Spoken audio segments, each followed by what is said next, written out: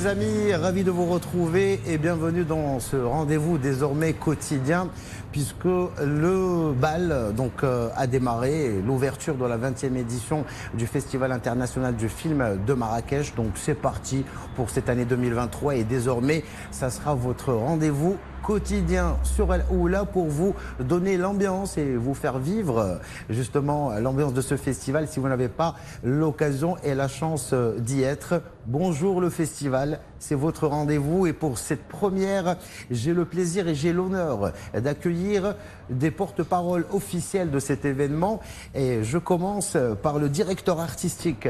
Merci Rémi Bonhomme d'être avec nous sur Al Oula et merci d'accepter notre invitation. Merci pour cette invitation. Et j'accueille aussi le coordinateur général et membre du comité d'organisation à LRJ. Merci d'être parmi nous. Merci Hichem de nous accueillir aujourd'hui. Et je vous souhaite bon courage à vous aussi pour cette 20e édition quand même. Le festival Rémi Bonhomme qui souffle cette année sa 20e bougie, c'est quand même une édition assez particulière. Oui, c'est le reflet d'une longue histoire, une histoire qui a commencé en 2001. Un festival, c'est une histoire qui s'écrit à chacune de ces éditions. Celle-là va permettre de pouvoir revenir sur toutes les personnalités incroyables qui ont accompagné le festival avec une grande fidélité puisque les personnalités viennent et reviennent au festival. Le festival crée des liens extrêmement forts avec ces personnalités qui aiment venir rencontrer le public ici à Marrakech. Et les noms qui composent le jury qui va décerner l'étoile d'or cette année, le nom qui compose le programme des conversations des acteurs, des comédiens qui vont venir converser avec le public, ceux à qui le festival rend hommage, illustrent parfaitement l'exigence et la grande qualité que le Festival international du film de Marrakech accueille chaque année, en tout cas se fait écho de ces personnalités-là. Et ça donne justement une idée sur l'ampleur qu'a pris ce festival grâce à ces grands noms du cinéma qui sont devenus eux-mêmes, j'imagine, des ambassadeurs de cet événement. Oui, Jessica Chastain qui préside le jury, qui est une actrice oscarisée, une des actrices les plus passionnées et passionnantes du cinéma hollywoodien, était déjà venue au Festival de Marrakech, donc elle revient pour la première fois dans ce rôle de présidente de jury. Et voilà, ce sont ces histoires-là que le festival écrit à travers ses personnalités. En tout cas, c'est parti jusqu'au 2 décembre pour cette 20e édition.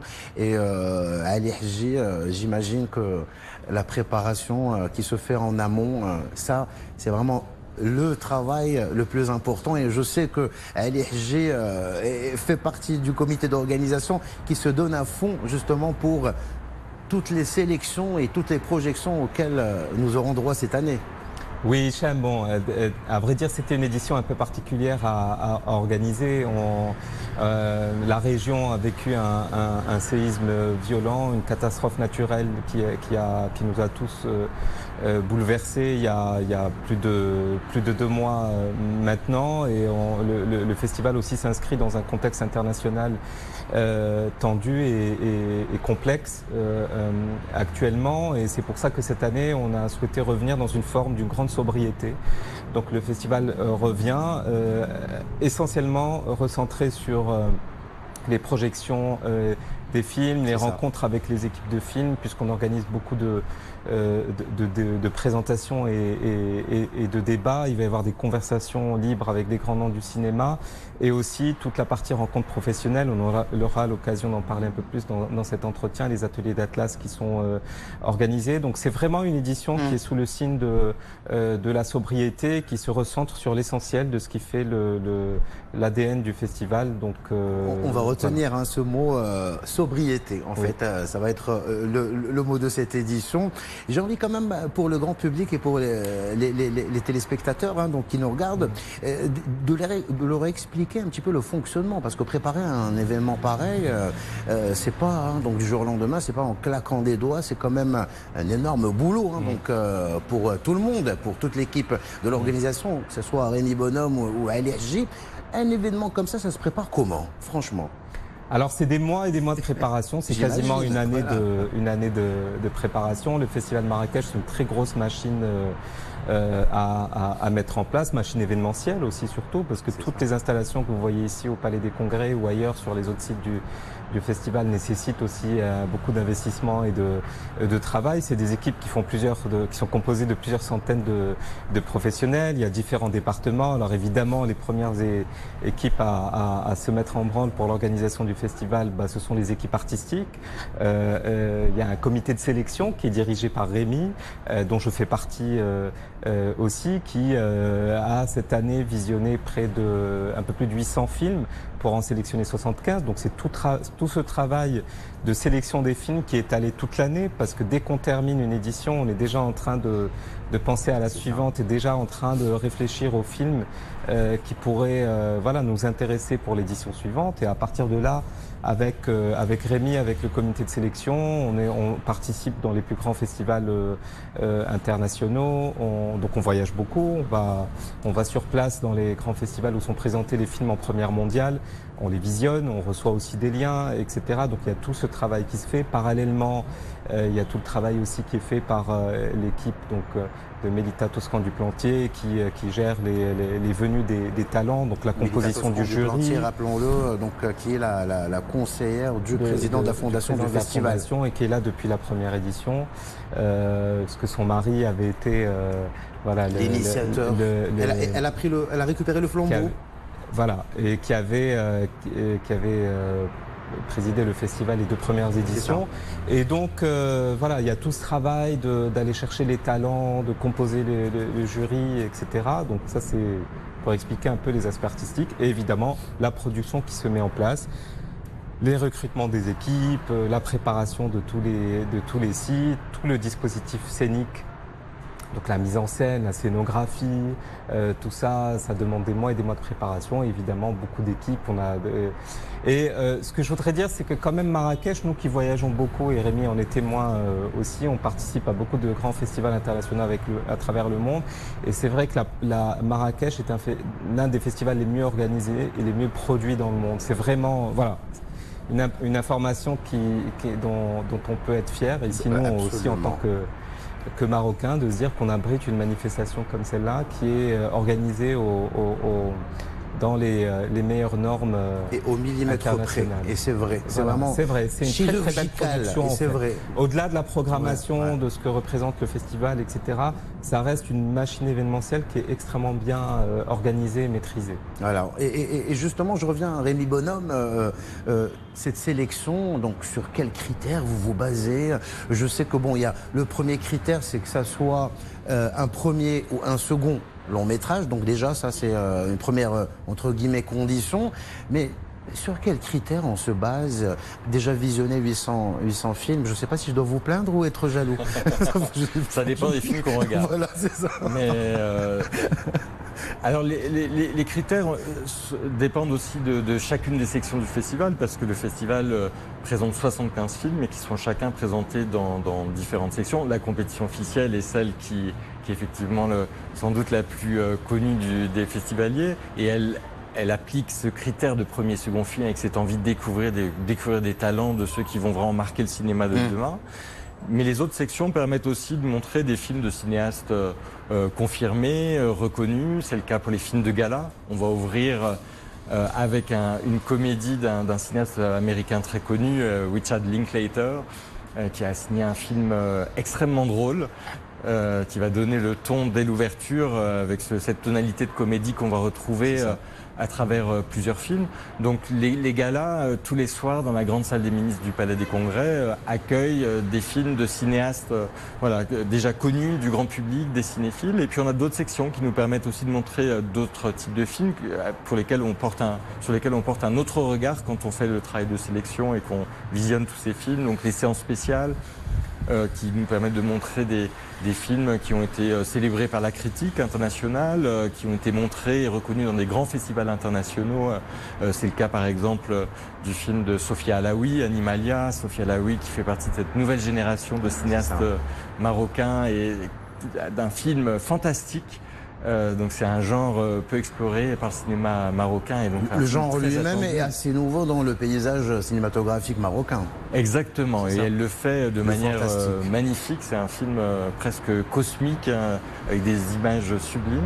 Donc voilà, C'est bien d'oser, voilà, donc c'est ça en fait. Parce que C'est bien d'explorer des nouvelles choses dans le cinéma marocain. Là, c'est vraiment un univers qui est très singulier.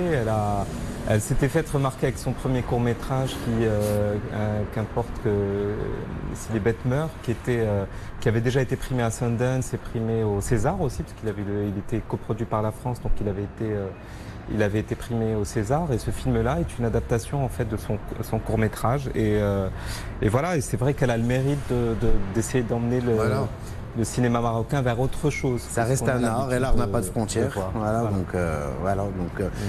Donc Rémi, voilà, donc vraiment c'est du gros boulot quand même hein, c'est du travail, c'est du plaisir Ouais. aussi avant tout, parce que je pense que si on est là, c'est cette passion commune pour le cinéma.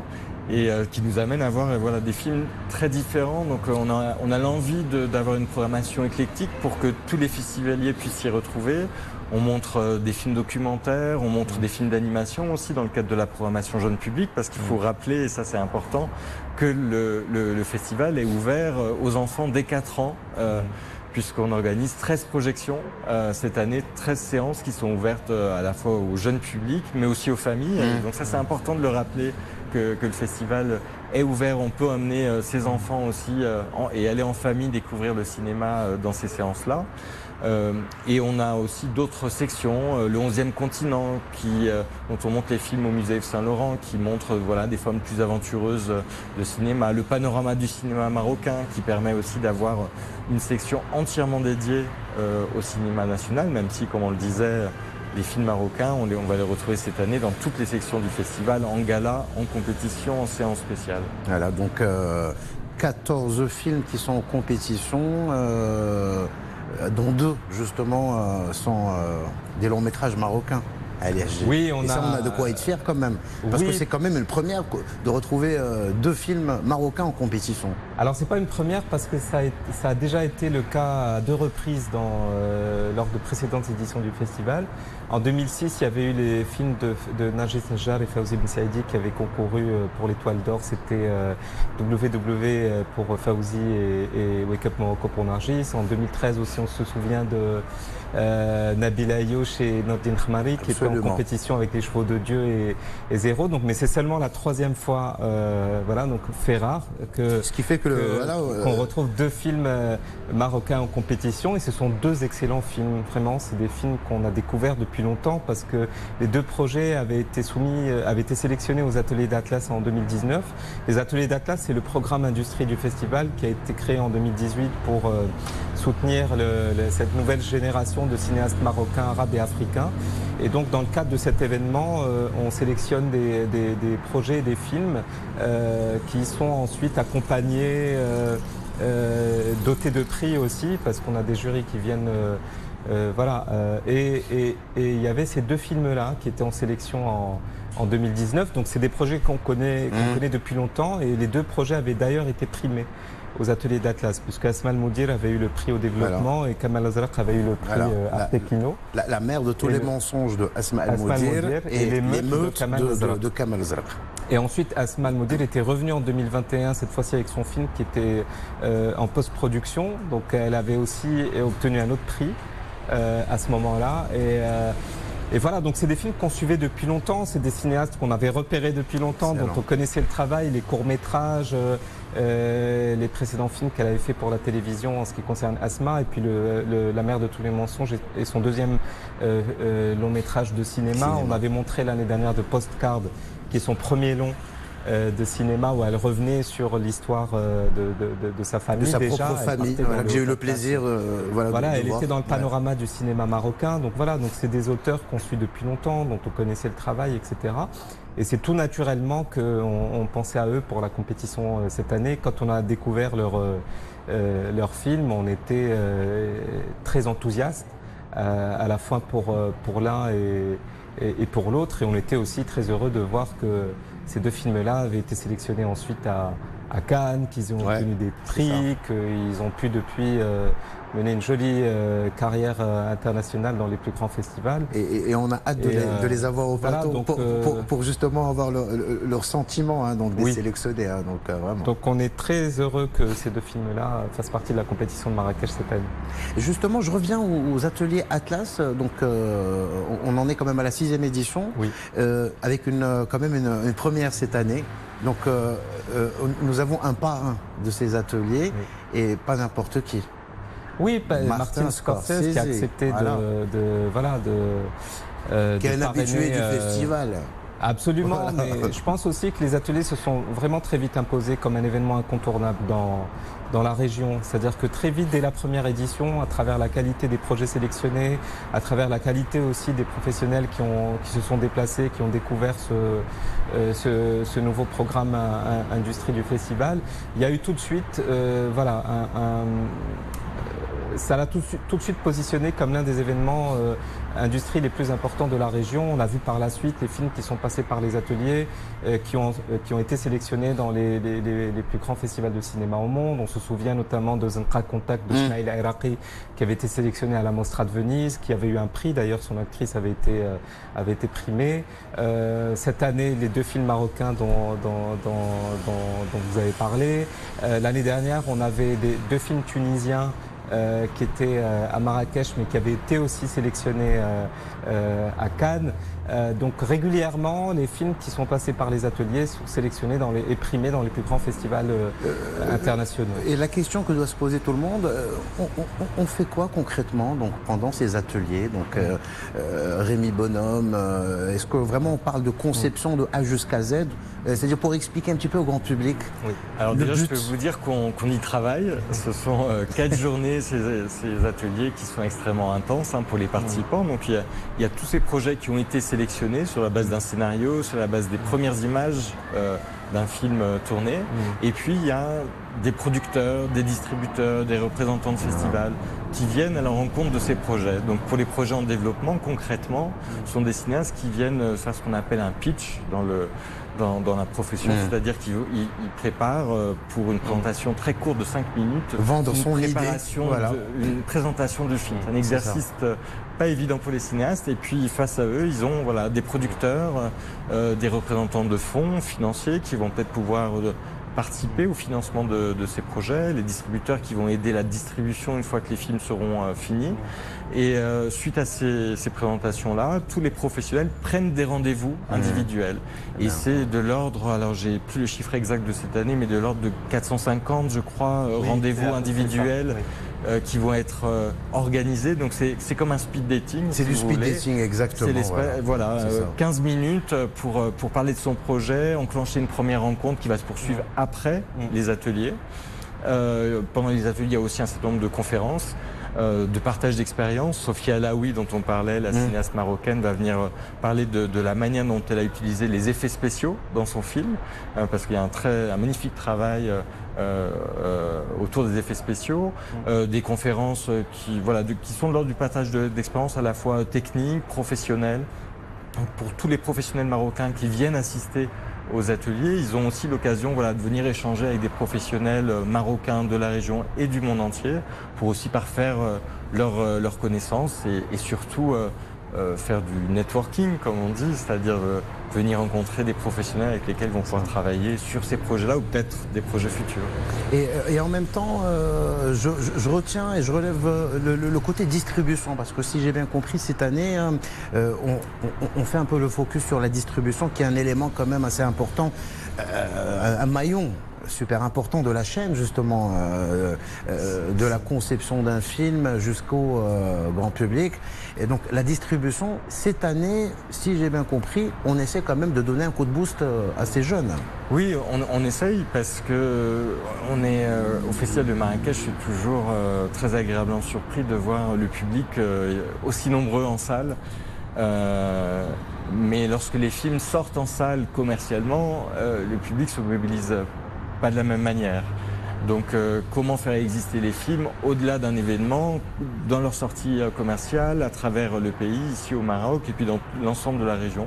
Ce sont des questions importantes parce que développer les publics, c'est très important. Pour faire un film, c'est des années de travail, 5 ans, 6 ans, 10 ans parfois. Smail Moudir, dont on parlait tout à l'heure, elle a eu l'idée de ce film il y a 10 ans. Et donc quand on travaille aussi longtemps, on a envie que le film ensuite ait une vie, circule, rencontre des publics. Donc on va, à travers les ateliers, essayer d'encourager aussi les distributeurs à accompagner ces films-là. Et on sent en tout cas une envie ici au Maroc très forte de la part des exploitants, des distributeurs, de montrer plus de films marocains. Et j'espère que ce sera le cas, en tout cas que les films qu'on présente au festival cette année vont trouver le chemin des salles et rencontrer un public encore plus large qu'ici. Parce que c'est un détail quand même assez important, à l'IRG aussi, donc il y a le comportement aussi du public, il y a le comportement du, entre guillemets, le consommateur, parce que la consommation, entre guillemets, du cinéma a aussi changé, parce qu'on ne peut pas parler de cinéma, de distribution, sans penser automatiquement aux plateformes de streaming aussi. Et donc, je ne sais pas si c'est aussi pris en compte quand même dans cette distribution.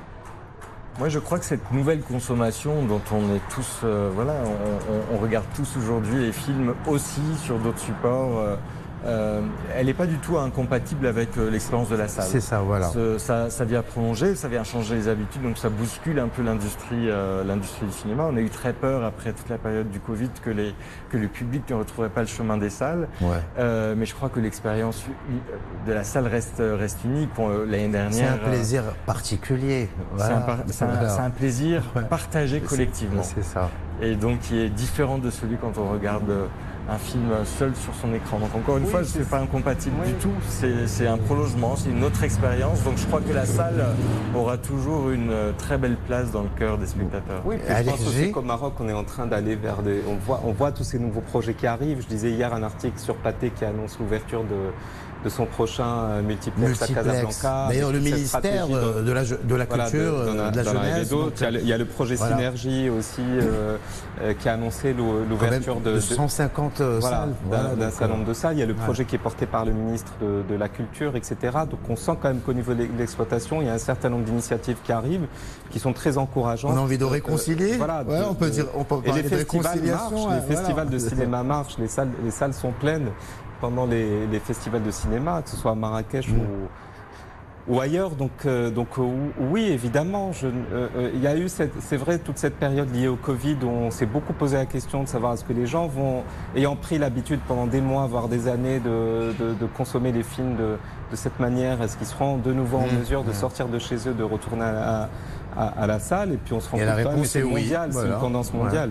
La réponse est oui, effectivement. Et justement, parlant de fréquentation de salles, c'est un festival qui, rappelons-le, est destiné aux professionnels et qui implique aussi tous les Marrakechis, le public. Et détail très important qu'il faut rappeler à tout le monde, c'est que c'est gratuit.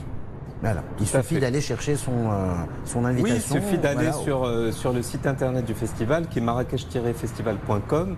Il y a une rubrique accréditation qui est accessible dès la première page et qui permet en quelques clics, en remplissant un formulaire bien sûr et suivre différentes étapes, d'obtenir une accréditation qui donne accès à toutes les projections et à toutes les activités du festival. Gratuitement. Rappelons-le, c'est très important. Mesdames, Mesdemoiselles et Messieurs, il nous reste quelques minutes, c'est passé super vite et on a tellement de choses à aborder.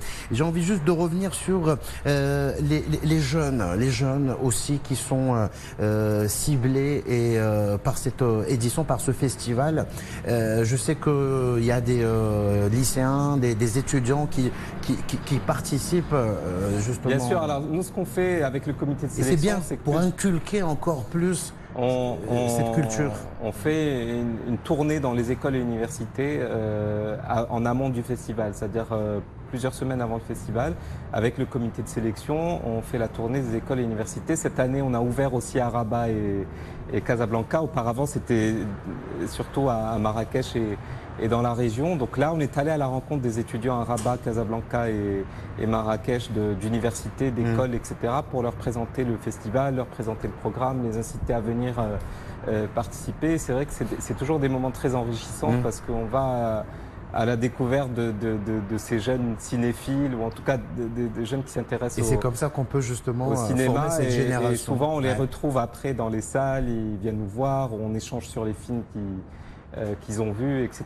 Donc c'est toujours des moments très enrichissants pour nous. Eh ben merci, vraiment. En quelques mots, Rémi Bonhomme, 20e édition de ce Festival international du film de Marrakech qui, rappelons-le, se poursuit jusqu'au 2 décembre. Pour finir, si on devait résumer cette édition en quelques mots, hein, donc 2-3 mots, ça serait lesquels? Alors je dirais voilà, revenir sur la comédie, la place de la comédie qu'on va retrouver dans plusieurs films, et puis cette rencontre unique entre les grands noms du cinéma et puis les jeunes talents de demain. Voilà, allez, j'ai en quelques mots. Oui, moi je voudrais insister sur le fait que le festival est gratuit et ouvert, et dire bien sûr que ce sera, comme je l'ai dit au début de l'émission, une édition essentiellement recentrée sur les projections et débats, parce qu'on accueille les équipes de films, donc il y a une centaine de présentations et débats qui sont organisés à chaque fois, les rencontres avec tous ces grands noms du cinéma mondial qui vont venir à Marrakech. Et voilà, donc ce sera une édition très, je pense, cinéphile et aussi orientée vers les professionnels qui viennent travailler, promouvoir leurs films, mais aussi participer aux ateliers de l'Atlas et aux rencontres professionnelles du festival. Je vous remercie vraiment d'avoir été avec nous sur le plateau de Bonjour le Festival. C'est parti. Merci. Cette année jusqu'au 2 décembre. Merci à Rémi Bonhomme qui est directeur artistique de cet événement, et merci à Ali Hadji, coordinateur général et membre du comité d'organisation. On se donne rendez-vous demain, histoire de vous redonner encore une fois l'ambiance et la température de cette édition, toujours sur Al Oula. Prenez soin de vous. Ciao, ciao.